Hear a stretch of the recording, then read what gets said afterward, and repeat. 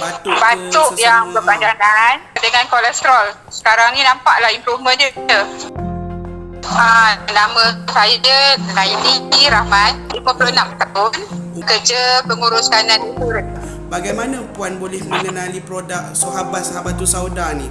Daripada Facebook. Ada Batuk yang berpanjangan dengan kolesterol. Sekarang ni nampaklah improvement dia. Saya ada masalah COVID punya efek, long COVID. Mula-mula dia macam masa juga nak serasi kan, batuk makin kuat mula-mula, tapi sekejap je.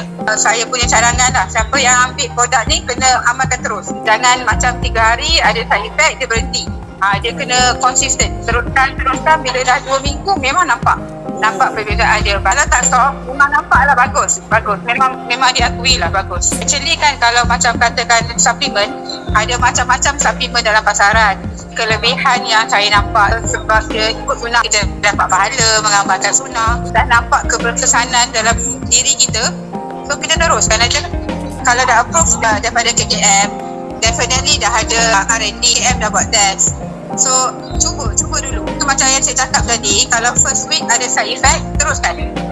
Jangan sebabkan side effect kita berhenti, kita takut benda tu tak berkesan. Sebab namanya pun suplemen, dia kesan dia berpanjangan tapi lambat.